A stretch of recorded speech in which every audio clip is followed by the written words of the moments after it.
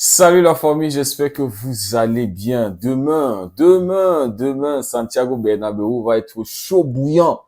Santiago Bernabéu va accueillir les Gunners d'Arsenal. Et les amis, ils ont dit qu'ils vont fermer le stade parce que le riz cuit bien quand la marmite est fermée. C'est-à-dire, Arsenal, ils ont préparé pour chacun des membres du staff d'Ancelotti, ils ont préparé un sac de riz pour chacun. Ça va manger du riz demain à Santiago Bernabéu. Ça va cuire, les gars.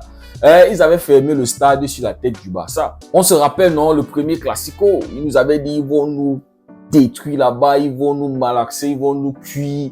Ils avaient tapé Dortmund. Vous vous souvenez, remontada, Santiago Bernabéu, 5-2. 5-2 contre Dortmund. Et les Madrilènes étaient en train de préparer la fête du Barça. Ça y est, ils se préparaient à faire. Ils ont fermé le stade et c'est eux qui ont cuit dans ce stade-là. Ah, on se souvient, les gars.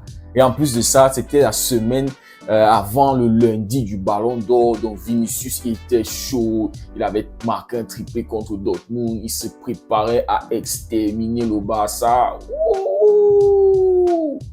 Stade fermé. Le poulet a cuit dans ce stade-là. Demain, c'est le riz qui va cuire. Et le Real Madrid, c'est le blanc. Comme le riz.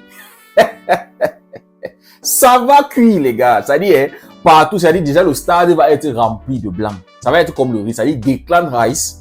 C'est bien quand vous allez fermer parce que Declan Rice va se sentir à domicile. C'est-à-dire déjà que là-bas, Emirates, c'est le chez lui. Hein, il a claqué 2 coups francs exceptionnels. C'est-à-dire jamais il avait marqué ça. Maintenant, vous allez le faire, vous allez le mettre dans une marmite. C'est-à-dire, vous voyez le stade du Real Madrid, c'est comme la marmite en fait. Ils vont fermer et puis il y aura le blanc partout, comme le riz. Declan Rice, il va juste se... Vous voyez un peu, transformation. Il va cuire tout le stade là. C'est comme ça que ça va se passer, les gars. Donc, il parle de remontada. Les gars, moi je vais vous dire honnêtement, hein, sur le Real Madrid, on sait comment l'arbitrage peut être, on sait comment le Real Madrid peut être. C'est les gars que, ça dit, ça peut passer par n'importe quoi. Hein, le miracle.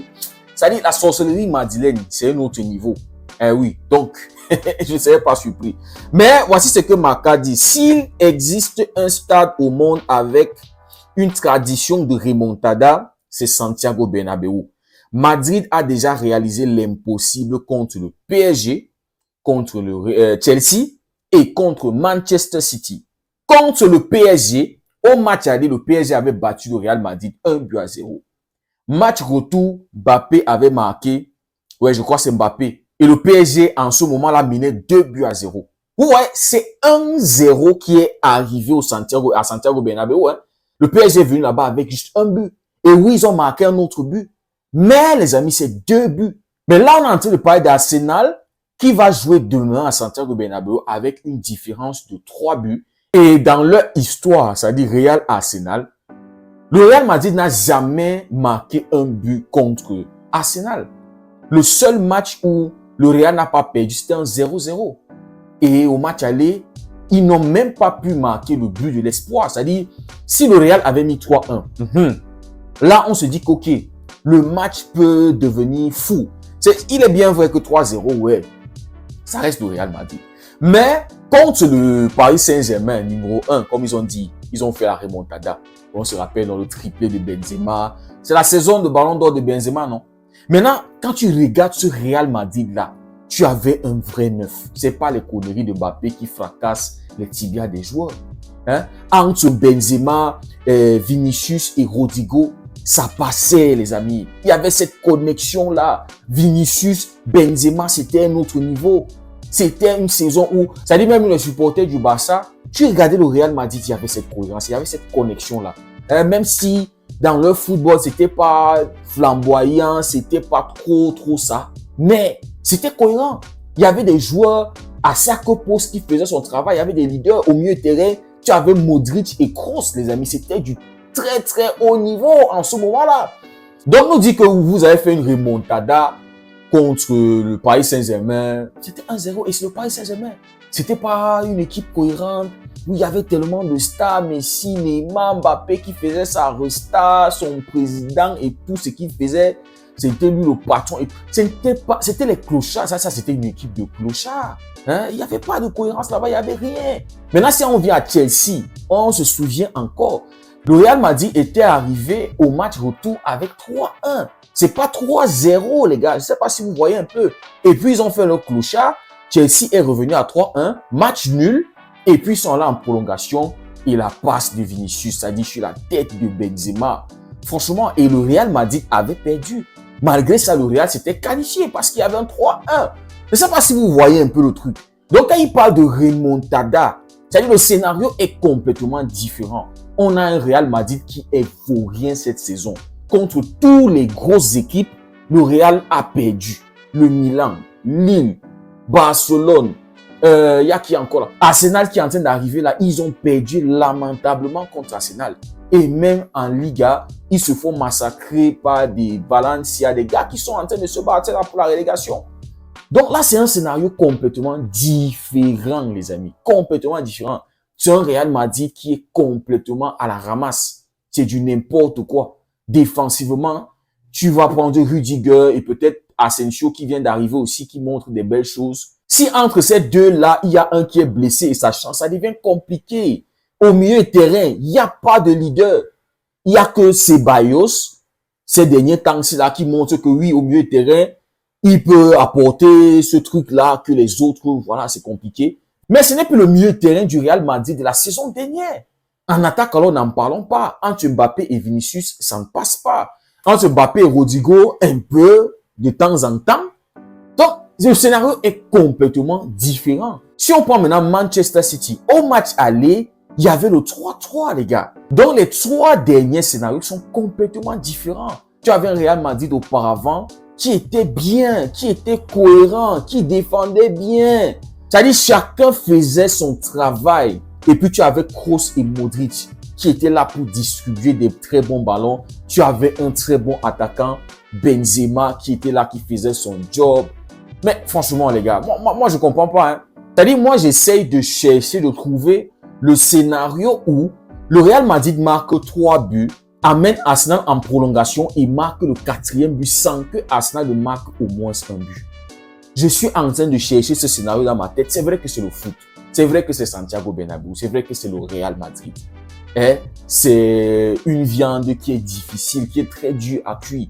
Le Real Madrid, c'est pas facile de les enterrer. Mais les amis, je ne sais pas comment est-ce qu'ils vont faire avec cette défense-là. On les a vus encore ce week-end contre Alaves.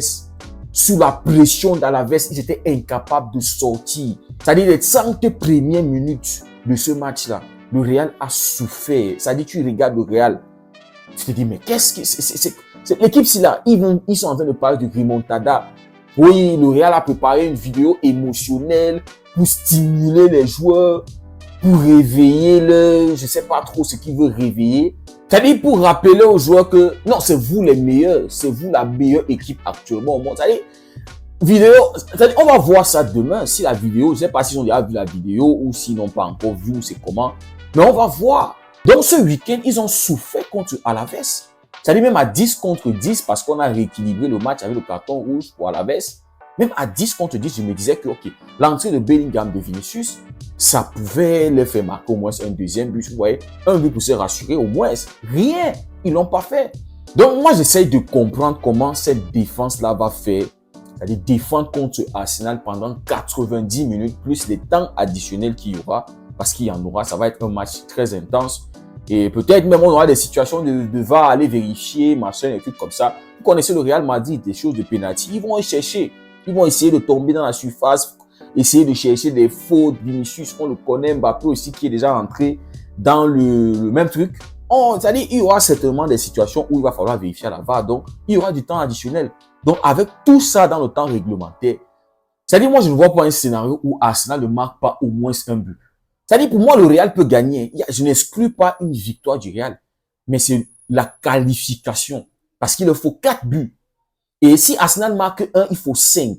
S'il marque 2, il faut 6. Et ce Real Madrid-là ne nous a pas montré face à des grosses équipes. Franchement, toutes les grosses équipes qu'ils ont jouées, Ils ne vont pas nous citer City, parce que City, c'est du n'importe quoi cette saison. Contre toutes ces grosses équipes, le Real a perdu. Mais je n'exclus pas que puisqu'ils sont à domicile, match retour avec tout l'orgueil du Real Madrid et toute leur arrogance, ils peuvent gagner 2-1. Mais se qualifier, c'est ça le truc. Est-ce qu'ils méritent même d'une remontada? Parce que c'est pas comme s'ils ont subi un hold-up. Ils ont été nuls, ils se sont fait massacrer. S'ils avaient subi un hold-up comme le Paris Saint-Germain contre Atlético, on pouvait comprendre. C'est-à-dire, vous revenez chez vous, vous jouez bien et vous gagnez, on comprend que voilà. Mais ils ont été vauriens contre Arsenal et ce n'est que normal qu'ils perdent.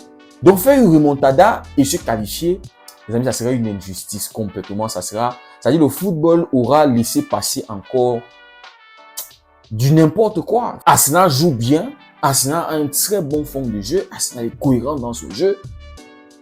Donc, ce n'est que logique, les amis, que Arsenal se qualifie pour le prochain tour et pas le Real Madrid. Je suis désolé.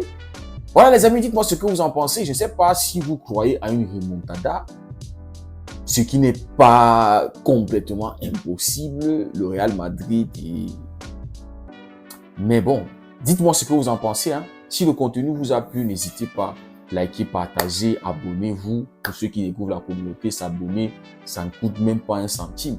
Merci beaucoup d'avoir suivi la vidéo. On se dit à très bientôt. Prenez tout soin de vous. Et que Dieu vous bénisse.